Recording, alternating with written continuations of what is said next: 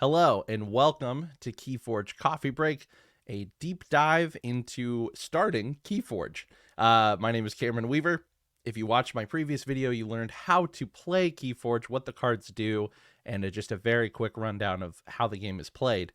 In the next few videos that you're going to see come out, we're going to look at each individual set of KeyForge, look at the cards in that card pool very briefly, like a quick overview, and more importantly, the houses in each of those sets to try to figure out which set is going to be best for you as a new player or a returning player to dive into and to go looking for and to start building your collection and entering into this crazy world that is the Crucible.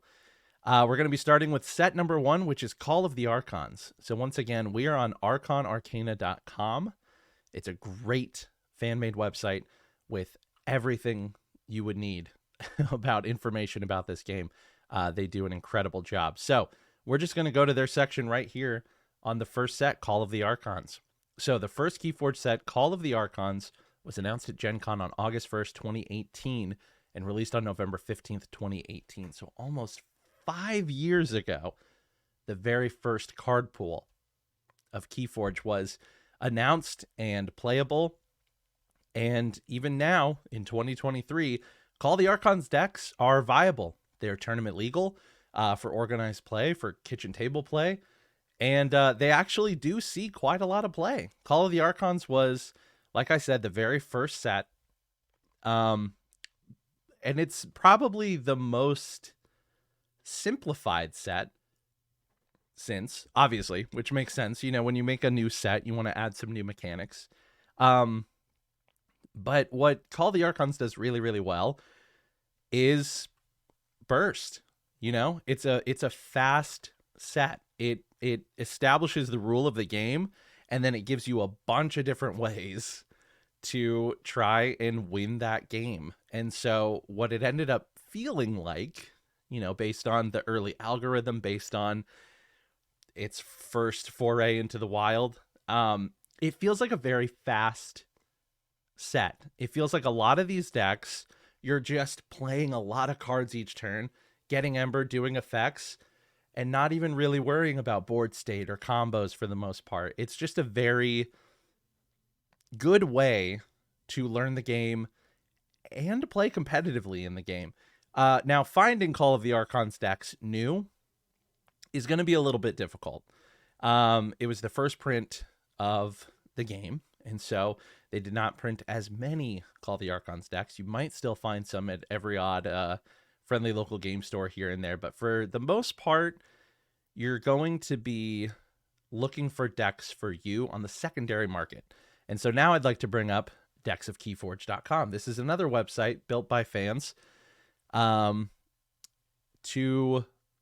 establish that secondary market. Like, this is the place to go if you're looking for KeyForge decks. So you can sign up for free, or you can donate to the Patreon here, and you can get some exclusive benefits here. But what Decks of KeyForge lets you do is search all of the decks that have been registered to Decks of KeyForge. You can list them, you can sell them, and you can just keep track of all of your decks across different sets. So I'm logged in here. If I go into my Call of the Archons decks, it'll show me all 71 that I have scanned in here. And we're not going to be talking about SAS today. You might have heard about SAS. We're not going to talk about that right now. But what this also does is it just gives you a really clean and quick way to look at large amounts of decks. But outside of your own collection, on the very front page, you can search for other decks for sale. So if you go over here and just click what expansion you're looking for, there's a bunch of decks out here. And then if you click for sale, you can even narrow it down to specific cards or houses that you want in the set. So just for example, let's say we want a Brobnar Sanctum and Untamed deck. That's for sale. Here's a bunch of them.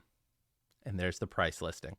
So pretty much, if you're a new player and you just want something simple to learn the game with, and relatively cheap.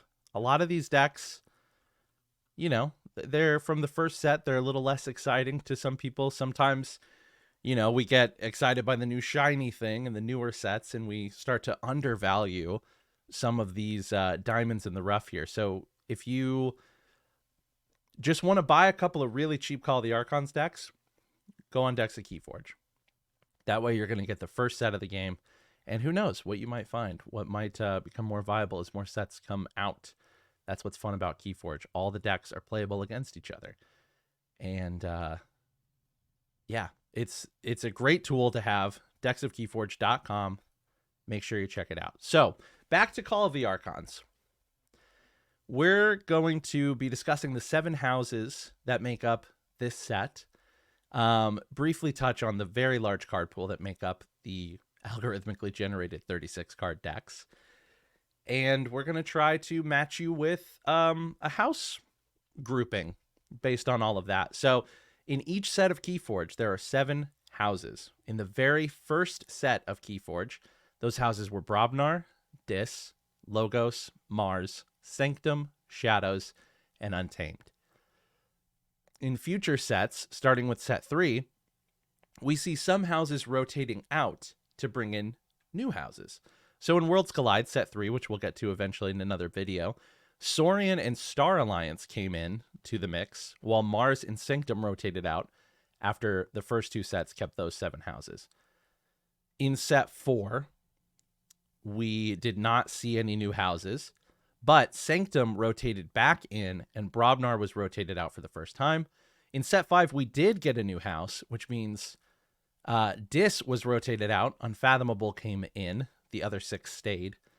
And in the most recent set, Winds of Exchange, we got the compacts of Equidon and Logo, Shadows, and Untamed all rotated out. Mars and Brobnar came back in. So that's kind of like a lot of information to throw at you at once when you don't even necessarily know what these houses do. But all that to say, picking the right set for you has a lot to do with what the houses are and what that card pool looks like. So, for instance, between set 1 and set 2, it was all the same houses, but there were a lot of new cards, and there were some returning cards from set 1 to build up this new pool. We'll talk more about Age of Ascension in a different video. I think it's the perfect starting set to learn, especially with other friends.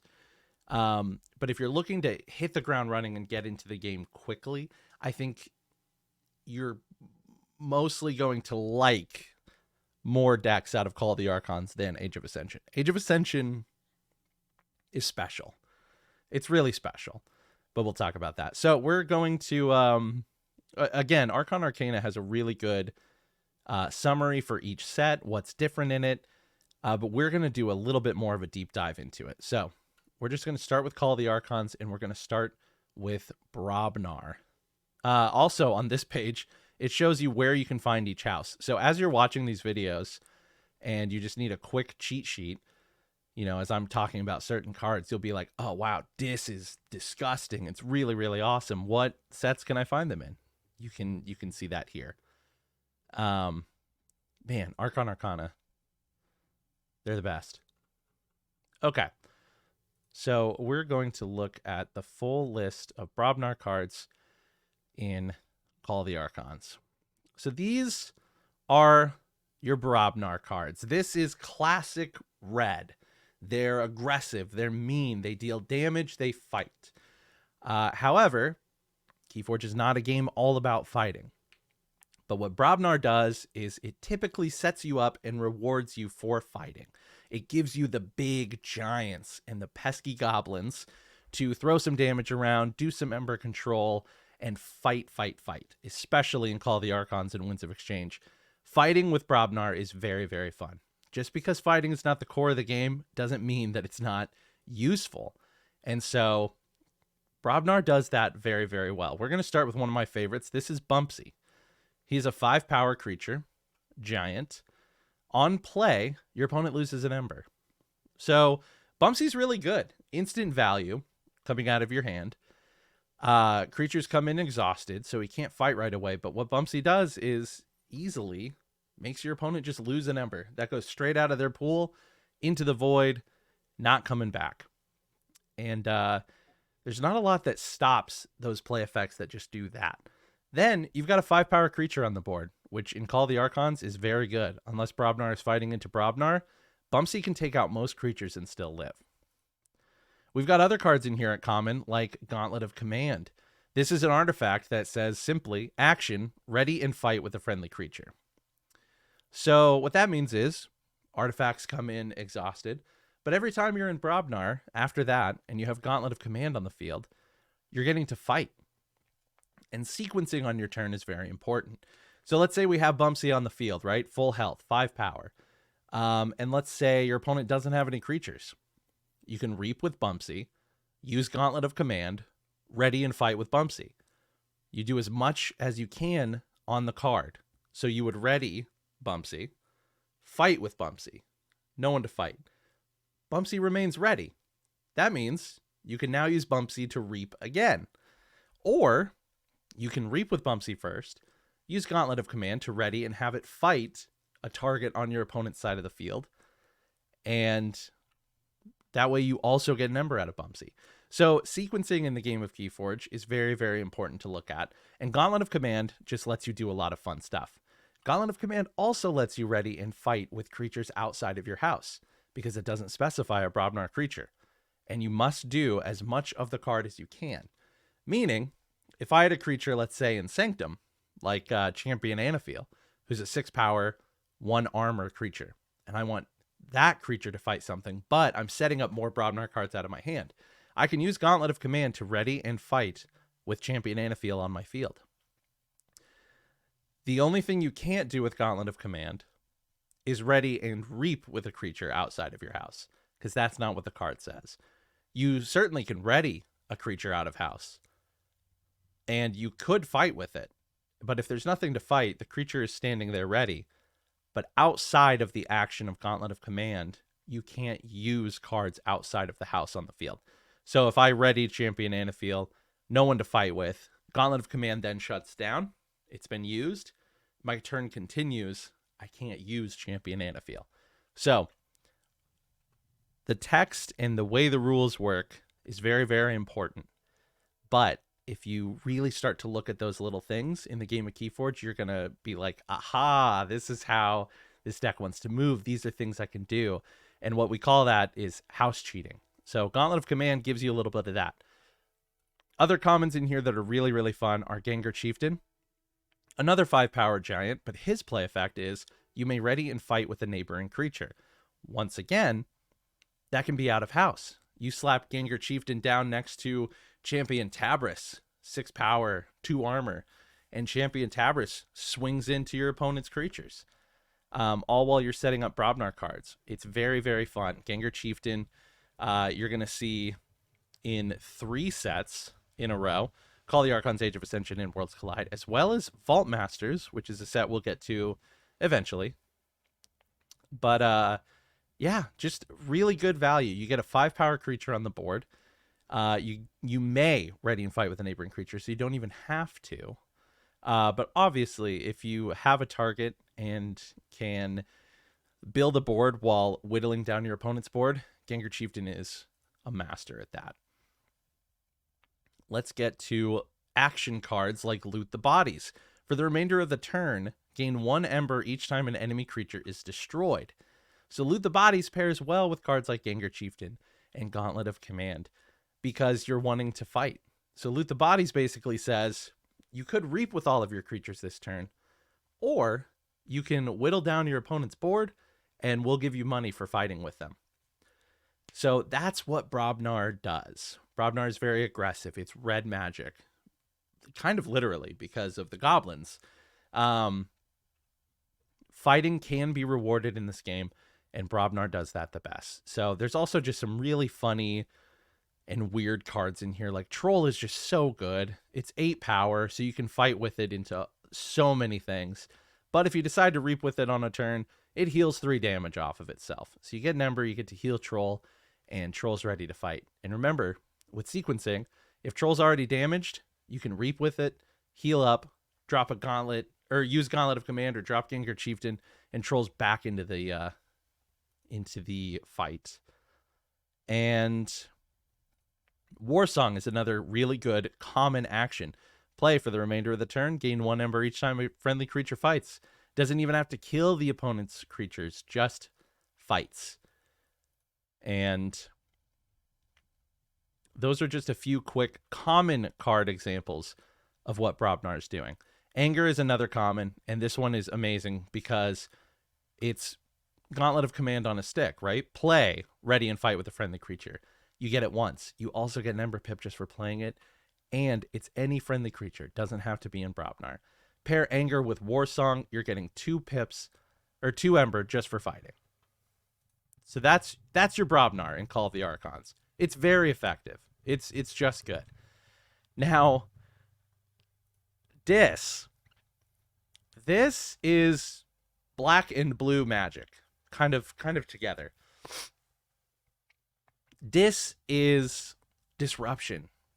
It's disgusting. It's little demons and imps and mind control, destruction, death, board clears, restrictions. This remains to be one of the more popular houses in KeyForge across all of the sets that you can find it. This was taken away in set 4. No, I'm sorry, in set 5.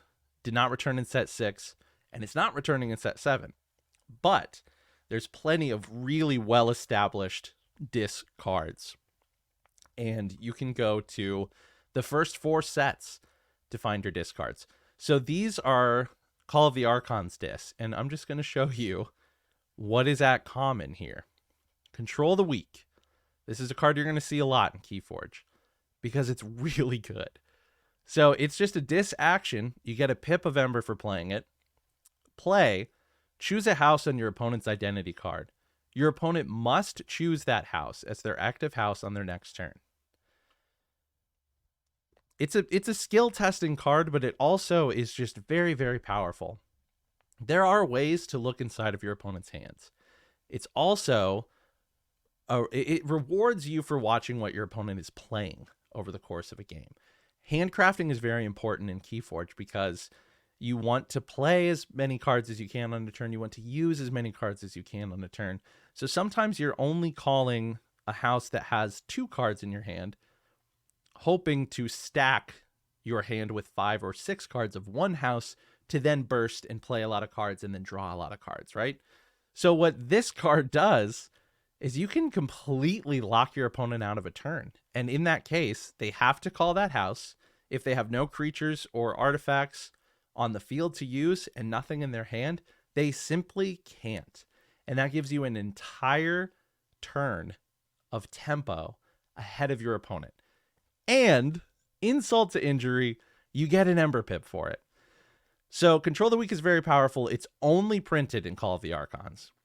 However, there are new disc cards and unfathomable cards, which we'll get to in a later video, that do something very similar, but with a little more of a caveat and more restrictions, a little more creativity there to just not be so broken. So if you want just Control the Weak, a very powerful card, again, at common rarity, you're looking for Call of the Archons decks.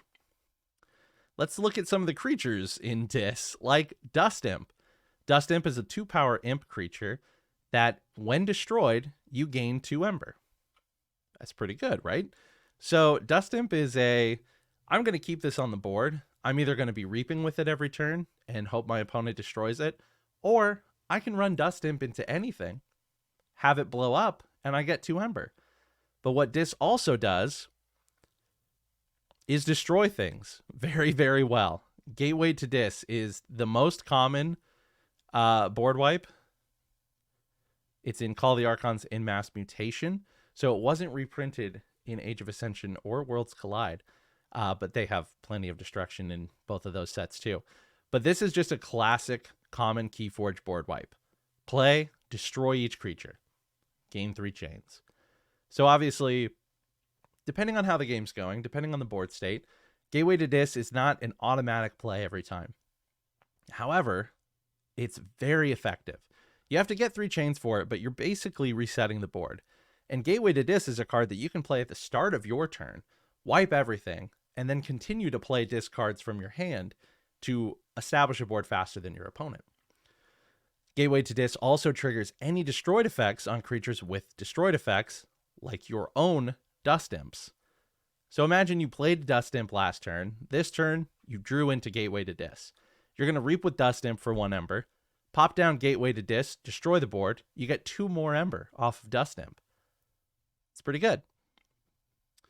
Some other cards in here are like this one. This is a rare. So this is a weird one, but I wanted to talk about this. This is Pit Lord, a 9-power demon creature with taunt, meaning the creature's neighbors cannot be attacked unless they have taunt. So Pit Lord kind of comes in and he protects the guys right next to him on his left and right. Pit Lord also on play gives you 2 Ember Pips just for dropping him out of your hand. However, while Pit Lord is in play, you must choose Dis as your active house. So there are some restrictions to the power and to the Ember ramp. But you drop down Pit Lord at the start of your turn, follow it up with Gateway to Dis. You're not locked into that. You got 2 Ember there. Let's say that Dust Imp turn. You reap with Dust Imp, you drop Pit Lord, Gateway to Dis, you get 2 Embers from Dust Imp and 2 from the Pit Lord that you played. That's 5 Ember all in 1 turn, and you're wiping the board. Are you starting to see why Dis is amazing?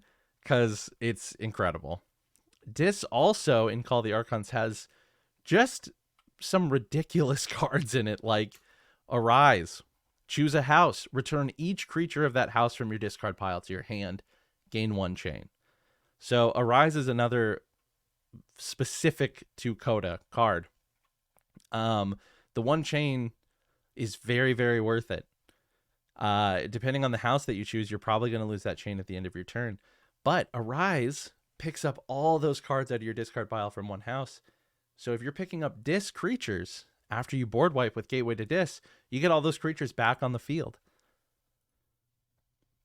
I could go on and on about Dis, but I'm going to try to leave it at that. As far as some other, I mean, they're all good. Honestly, the Call of the Archons Dis lineup is so insane. You have card removal. When Toxin reaps, your opponent discards a random card from their hand. You have key cost increase. Lash of Broken Dreams is a classic artifact here, also a common. In turns that you are able to use Lash, your opponent's keys cost +3 during the next turn. So if your opponent has 6, 7, or 8, and you go into Dis, you can use your Lash of Broken Dreams so that they don't forge. Or if they're at 9 and you don't want them to be halfway to their second key, use the Lash of Broken Dreams. There's really no counter to that. Next turn, they have to spend 9 to forge that first key or their second key, and you're still in the game. Lash of Broken Dreams, very versatile, very good card. Dis even deals with archiving. So archiving is that special zone next to your deck where when you archive cards, you take a card from your hand, place them face down into that zone. At the start of your turn, after you call a house, you may choose to pick up your entire archive. So Library of the Damned is a very good card here. It's uncommon, but when you see it, you're never going to be upset about it. Because while you're in Dis, you can always use it to archive a card that's outside of Dis. So you're drawing up more cards at the end of your turn. I mean, it also has one of the... This is a weird one, and it's kind of difficult to pull off. But Keyhammer is one of the few cards in the game that actually unforges an opponent's key. There are not a lot of these. It's not a viable strategy. It's not a viable archetype really on its own, but sometimes some decks work really well to make this work. So Keyhammer says play. If your opponent forged a key on their previous turn, unforge it. Your opponent gains 6 Ember. So you see that and you're like, what does that really do? It unforges a key, but then they have enough Ember to forge that key right again. Technically, yes, but we look at cards like Lash of Broken Dreams. Maybe they just forged it, were setting up a turn and didn't get a lot of Ember back. So you unforge their key, they get 6, but you use Lash and they're no longer forging that key right away. Or you play Charette. Charette says play, capture 3 Ember. So you bring in this 4-power demon, you take 3 Ember from your opponent's pool and put it on Charette. That ember will go back to your opponent when Charette dies, but again, since there's no immediate interaction and disrupting during your opponent's turn, you just have to sit there and watch your ember sit on Charette until you can find a way to get rid of it. So Keyhammer into Charette or Lash of Broken Dreams is typically how you're going to keep that key unforged. So it's not impossible. Also with cards like Drumble, who play, if your opponent has 7 or more Ember, capture all of it, that plays into Keyhammer pretty well too. Again, you're not building these decks, so you need these cards to show up together. But Charette and Lash of Broken Dreams are at common, so typically you're going to see them when you get Keyhammer. And once again, you can always go on decksofkeyforge.com, search for decks that include these combo pieces, and make yourself an offer. All right, let's move on to Logos. I could spend the entire time talking about this. Logos is, to me, the most KeyForge-y house in the game. So Logos, is this light blue, and they do deal with drawing. So you could equate them to blue and Magic, but they're kind of their own thing. Like, this is the house that deals the most with the new mechanics of KeyForge, right? So archiving is a really neat ability. It's a really cool mechanic to set cards away for later. And so Logos is going to help you with that. Logos is the efficiency house. If you have Logos as one of your 3 houses, you know that you're going to see a lot of cards. You know that you're going to be able to draw.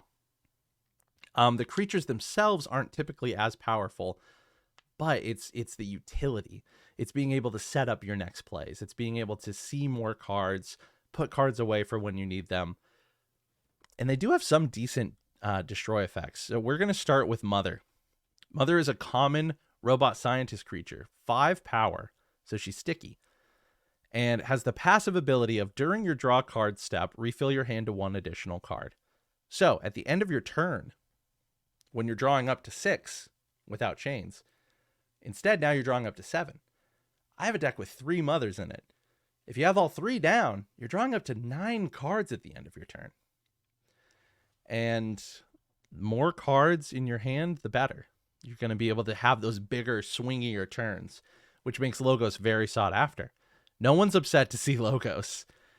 We talked about Logos a little bit in the last video too. It was in my very first deck. So we have upgrades like Rocket Boots. Rocket Boots are uncommon, but it's fun because it gives any creature Fight Reap. If this is the first time this creature was used this turn, ready it. So you can pair that with cards outside of your house, or you can put them on cards like Doc Bookton, who now has the ability to reap twice and draw 2 cards. You can put them on Quixo the Adventurer, who now has the ability to fight twice and draw 2 cards. Or you could put it on, let's see, who was it? There was someone else. Well, Brain Eater. Brain Eater's good. After an enemy creature is destroyed fighting Brain Eater, draw a card. So again, it's just weird little utilities. Okay, Rocket Boots on Ganymede Archivist. This is the one. Reap, archive a card. So you're reaping, getting an Ember, taking a card from your hand, putting it in the archive. Rocket Boots sets it right back up. You get to do all that again. That's pretty good. Some other great common cards in Logos would be Library of Babel. Very simple artifact here. Again, it comes in exhausted, so you're not getting it right away, but every time you're in Logos, you can turn this sideways to draw a card. Psychic Bug is a rare, but I want to talk about this one because it only shows up in Call the Archons in the Vault Master set. But this is one of those cards that helps you set up cards like Control the Weak and stuff like that. Play or reap, look at your opponent's hand. Knowledge is power. Literally. There's some good stuff in Logos, and they make for some of the more fun interactions, I think, in this game. So Knowledge is Power is a fun little action that says either play, archive a card, or play, gain 1 Ember for each card in your archives. So there are some really cool decks that archive a lot of cards, and Knowledge is Power can come in and get that Ember for you. And remember, if you're cycling cards quickly, especially if you're building up a big archive, your deck is thin, you're going to see Knowledge is Power a lot more. It's a good card. What else can we look out here before we move on? Time Traveler. So this is like the first chase of the set that I want to tell you about. Time Traveler is one of these special cards that when it is put into your deck, it always appears with an action card called Help from Future Self. Shout out to Help from Future Self, the podcast, a KeyForge podcast that's been going on for a very long time. Make sure you check them out if you're looking into podcast content for this game. But Time Traveler and Help from Future Self will always appear in a deck together, or one is. That is how the algorithm works, and that's very, very fun. And it's a powerful combo. So Time Traveler is a 2-power human scientist creature with a pip of Ember. So when you play him, you get an Ember. On play, draw 2 cards. And as an action, you can shuffle Time Traveler back into your deck so that you can get those benefits again on a later turn. Help from Future Self is an action that gives you a pip of Ember and says play, search your deck and discard pile for Time Traveler. Reveal it, put it into your hand, shuffle your discard pile into your deck. So that means Help from Future Self is now your only discarded card. So you can replay some cards that you've been playing up until this point, and you automatically get that Time Traveler back into your hand. And so it's a fun little loop that gives you Ember, gives you draw power, and lets you see other cards in your deck that you've been playing. So Logos is just fun. See what I mean? They're efficient. They're going to let you draw. They're going to let you see a lot of cards. And they just do good work. So never not excited to see Logos in your Call the Archons house. All right, we got 4 more houses. I know I'm running a little bit longer. I wanted these to be 30 minutes, but there's a lot of cards in this set. So now we're looking at Mars. Mars is, as far as Call the Archons, Mars was a you love them or you hate them. Maybe it was the early algorithm making some non-bows. Maybe it's just we didn't appreciate these guys for what they are capable of doing. But this card says it best. Martians make bad allies. And that rings true for the whole set. If you get Mars in your Call the Archons house, it's either going to be very, very good, or you're going to need a little bit of time with it to figure out why it's good or how it's good. And Mars is that rogue kind of like last second 7th house that was put into this set. Mars has definitely found its place in the game in Winds of Exchange. But as far as Call the Archons, it wasn't quite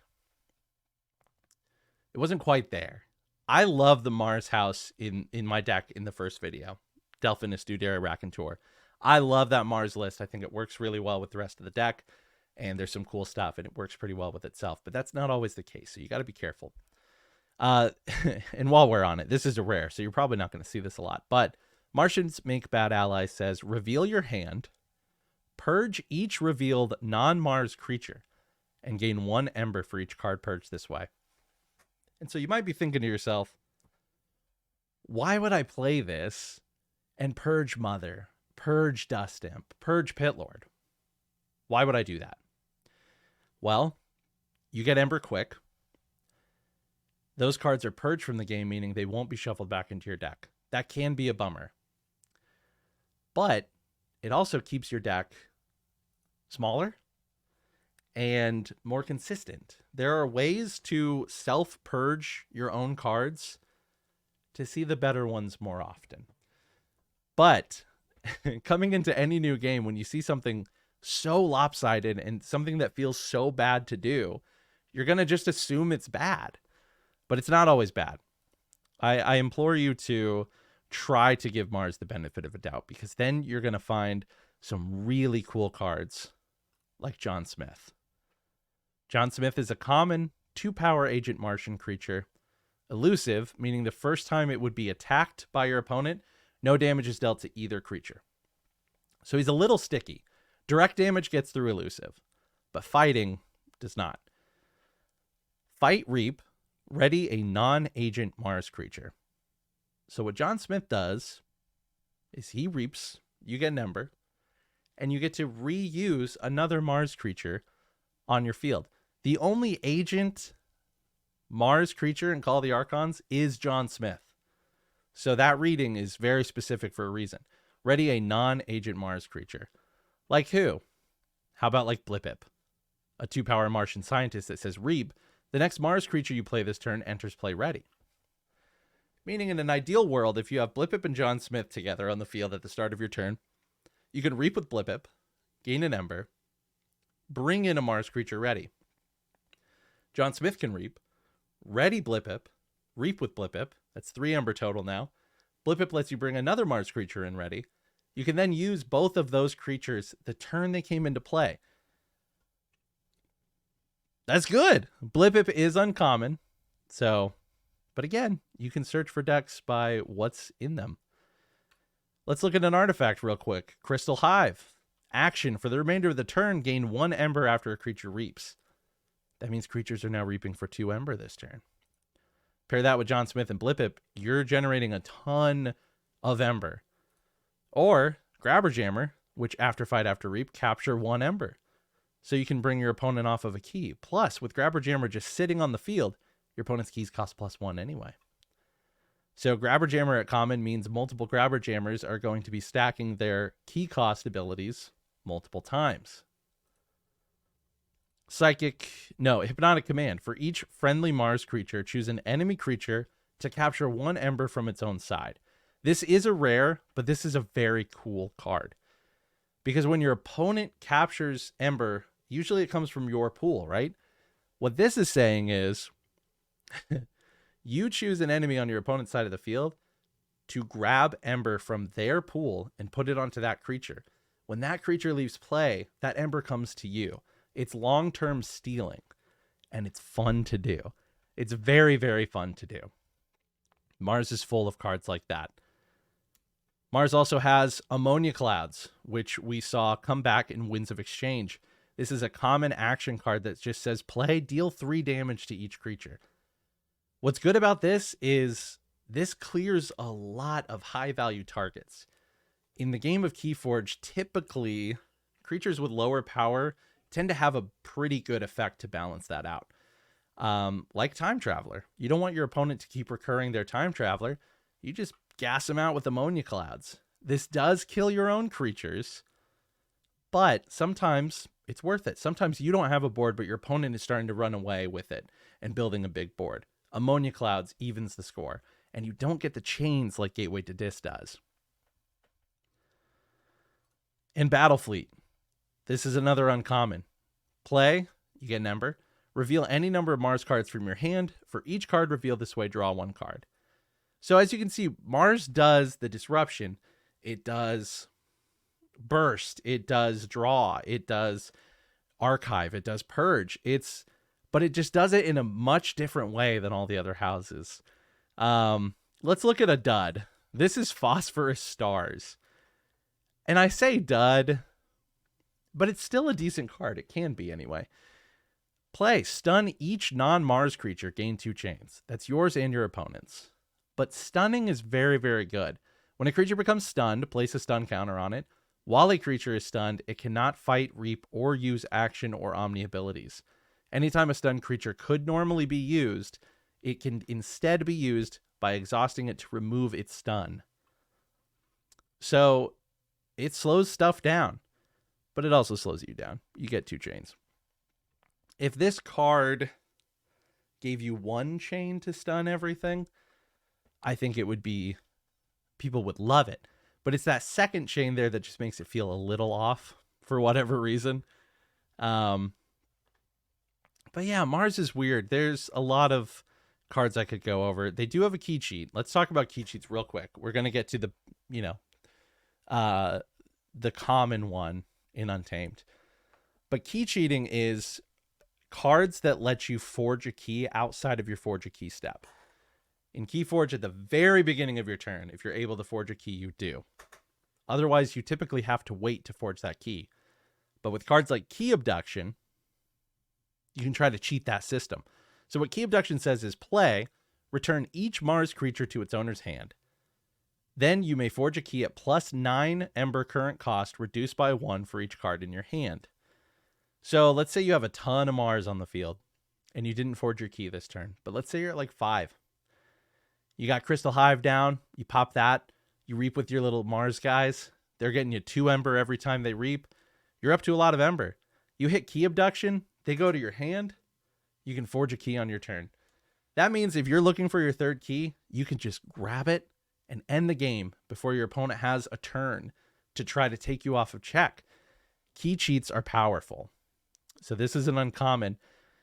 And the cost is a little high. Like at most, or at the least, typically, what this says is your key cost is 15, reduced by 1 for each card in your hand.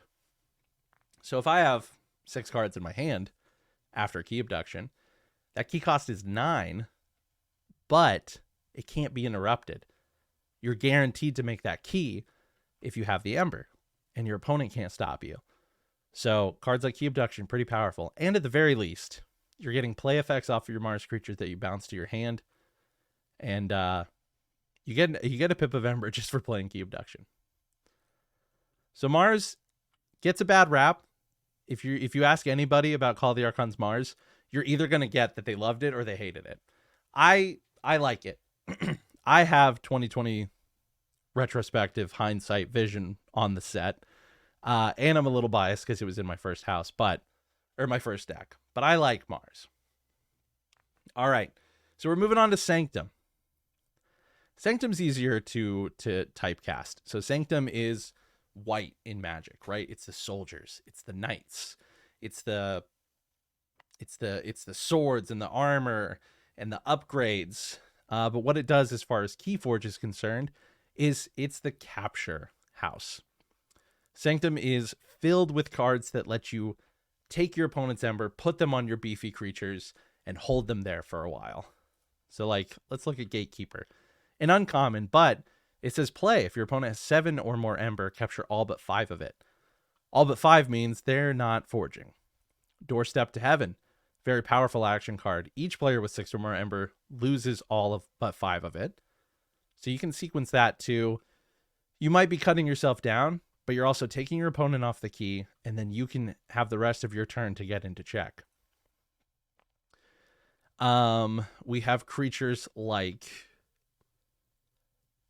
I'm trying to see what we haven't talked about because I also have Sanctum in my starting deck.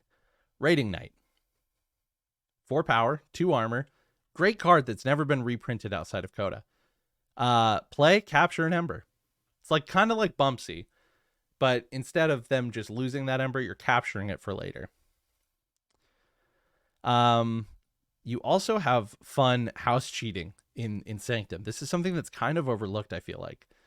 But Sanctum also has really good house cheating. Sanctum's going to be best paired up, I think, with Brobnar in this set.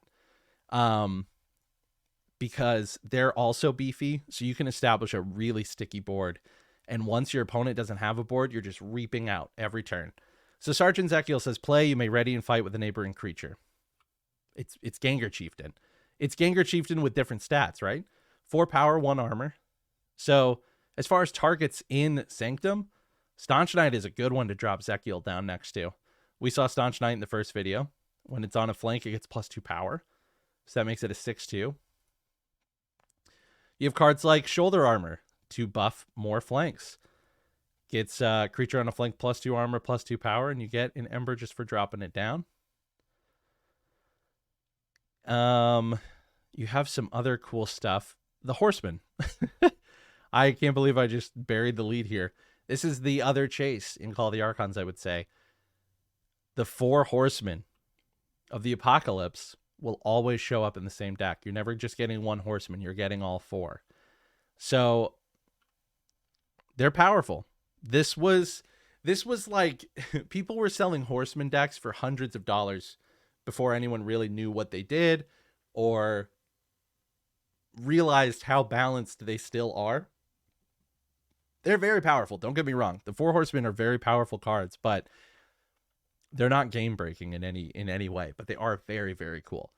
So if you have the 4 Horsemen in your deck, that's a third of your Sanctum list, but the synergy is crazy. So Horseman of Death says play, return each Horseman creature from your discard pile to your hand. Those Horsemen would be the Horseman of Famine, play, fight, reap, destroy the least powerful creature. Horseman of Pestilence, play, fight, reap, deal 1 damage to each non-Horseman creature. And Horsemen of War, play. For the remainder of the turn, each friendly creature can be used as if they were in the active house, but can only fight. So again, you're being rewarded to fight here, which is also why I feel like Sanctum and Brobnar work really well together. But as far as house cheating, like that Horseman of War, you also have cards like Inspiration. Ready and use a friendly creature. That doesn't even mean fight. Ready and use means you can ready any creature despite its house and use it however you want, whether that's to reap, use an action on that ability, or attack. So Inspiration's great. In my first deck, I have 3 of these. So I'm able to house cheat constantly. And Sanctum also has what I think is a pretty fun key cheat. So artifacts get a little squishier as more sets come out. There's a lot more cards that can just remove artifacts. But as far as Call the Archons is concerned, there weren't a ton. So you could drop down Epic Quest, which says play, archive each friendly night creature from play. And again, that means they go over here to this other place until you're ready for them. And as an Omni, if you have played 7 or more Sanctum cards this turn, destroy Epic Quest and forge a key at no cost. It's weird that it's an Omni, because most of the time, if you're playing Sanctum cards, you're probably calling Sanctum. But what this means is, as long as you just play 7 Sanctum cards, actions, creatures, artifact, doesn't matter. If you play 7 all in one turn, you pop Epic Quest and you get a free key. You get a free key, and you have a crazy board set up. So if you can find an Epic Quest deck in a deck that also has Logos, that has good archiving, and combine that, you can make Epic Quest work. And it is so satisfying to pull off a 3rd or 2nd key uninterrupted with Epic Quest. And just a couple more things. Sanctum's got the armor. These creatures are going to come equipped with armor pretty much. But Bulwark also extends armor. So each of Bulwark's neighbors get +2 armor. So you can keep squishier creatures alive longer.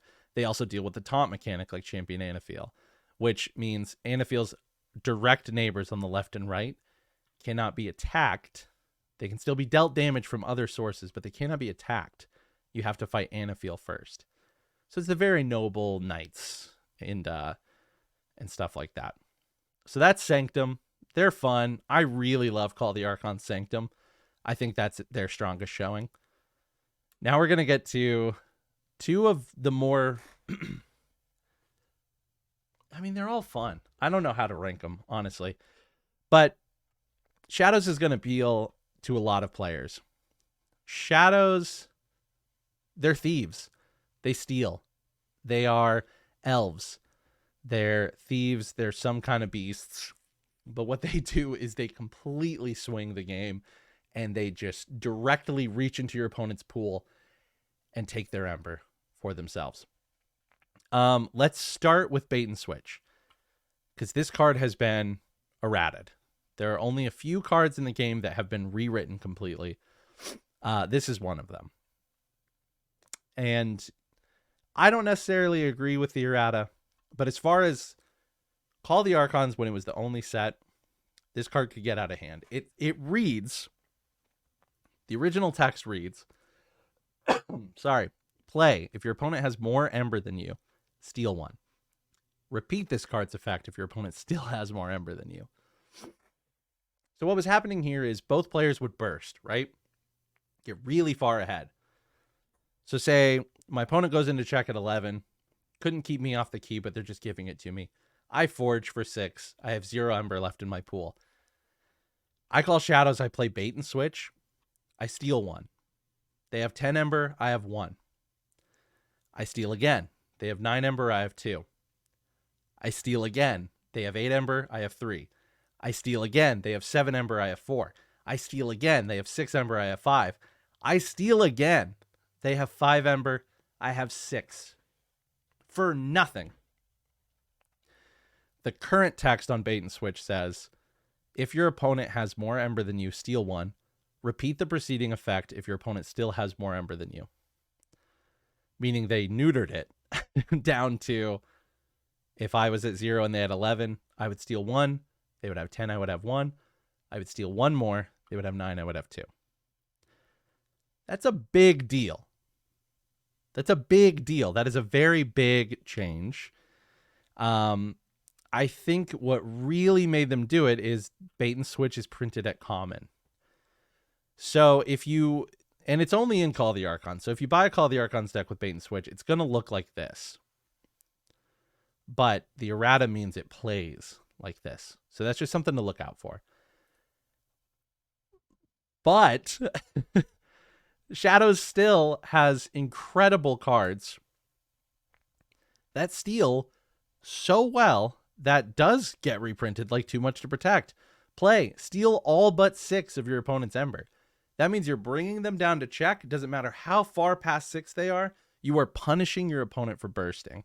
So in Archon, you show your opponent your list for 2 minutes before the match, and then you play. So if you see Too Much to Protect on your opponent's Archon card, be careful about the burst. Watch what they play. If they have archiving, assume they've archived Too Much to Protect, and you have to play around this card or you will be punished. Too Much to Protect can pair into other cards really well in Shadows, like Miasma. Play, your opponent skips the Forge a Key step on their next turn. So if your opponent had 6 Ember and you make them skip, they keep that 6 Ember. They go about their business on their turn. Maybe they get up to 12. Next turn, you drop in Too Much to Protect and you punish them. There's other just really fun outright stealing, like Nerve Blast. Steal an Ember. If you do, deal 2 damage to a creature. Insult to injury there. Excuse me. Where is it? Archon is a 1-power elf thief elusive creature, but on play, you just steal an Ember. He's at common. There's not a lot you can do about that. You just drop him out of your hand and you steal one. Silvertooth is a cool card. It comes into play ready, so you get to use it immediately. Pair that with some cool upgrades in Shadows like the Silent Dagger, and you give Silvertooth, I just forgot the name of it. You give Silvertooth the After Reap ability of dealing 4 damage to a flank creature. Ring of Invisibility, give this creature elusive and skirmish. Old Bruno is another favorite in the community. This is a 3-power elusive creature that captures 3 Ember, much like Charette in Dis. So for the exchange of 1 less power, Old Bruno gains elusive, and so it's a little harder to kill. Shadows also deals pretty well with the bounce mechanic. So Lights Out. Return 2 enemy creatures to their owner's hands. That's huge, because what that does is it gets around the taunt, right? So if you fight into your opponent's taunt creature, you're not getting to the creature that's beside it. Lights Out just says you select 2 creatures, put them back in their hand. If they had Ember on them, that Ember comes to you. Their damage is removed, and stun would be removed, but Lights Out is really, really good because creatures come in exhausted typically. So you're taking out key pieces, and that can't be protected really, except by wards, which aren't introduced in Call of the Archons yet. Shadows, for whatever reason, also has a copy of a Logos card that lets you archive a card. So Hidden Stash, you get an Ember, play, archive a card. Why not? Dodger, 5-power elf thief, after fight, steal 1. Meaning Dodger would have to survive the fight, but Dodger can steal 1. My favorite version of that is Umbra, who has skirmish, meaning when you use Umbra to fight, it does not take damage back. After fight, steal 1.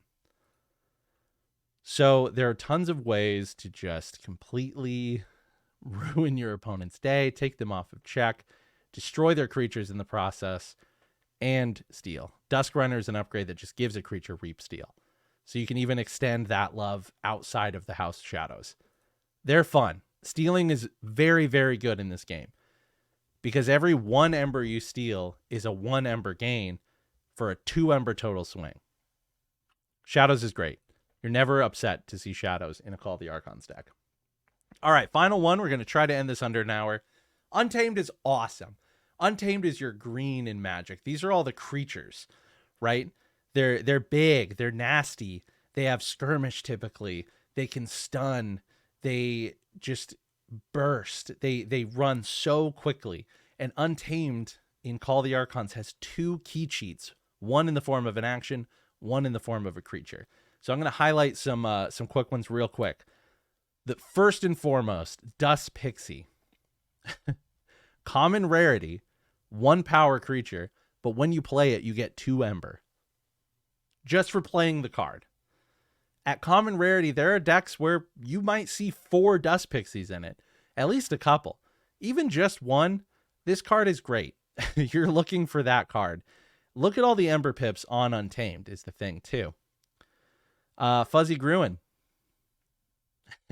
He's a rare, but you get 2 when you play him, but he's a 5 power creature, so your opponent gets 1 when you do it, too. But pair that with some other cards in your other houses, you're not going to mind. Especially when you're trying to burst ahead for a key. Fertility Chant is a rare action, but what it does is it gives you 4 Ember and gives your opponent 2. Why is that good? It's because Untamed lets you cheat the keys out of house. CotA Hazri. This is an uncommon creature. Play, lose 1 Ember. If you do, you may forge a key at current cost.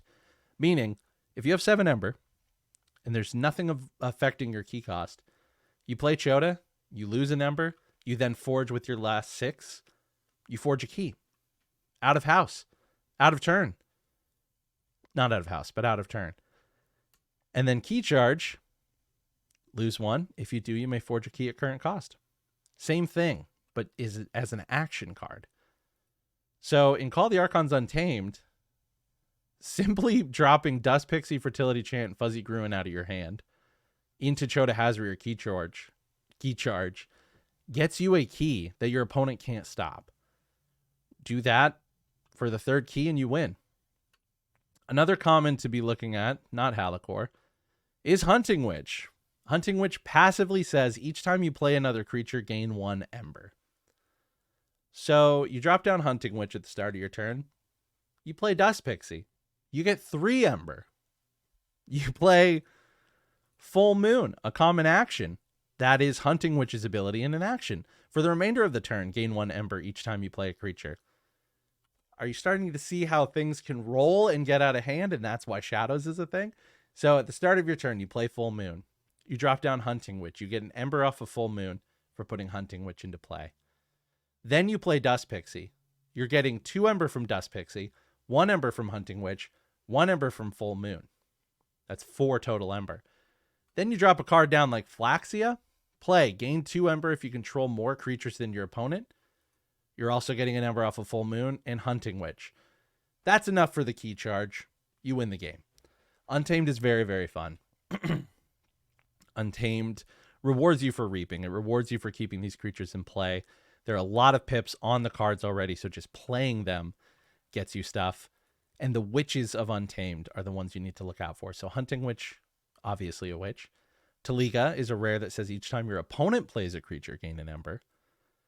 Witch of the Eye says, after reap, return a card from your discard pile to your hand.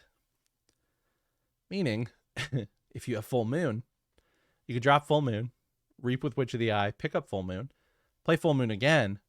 Now for the remainder of the turn, you're gaining 2 Ember each time you play a creature.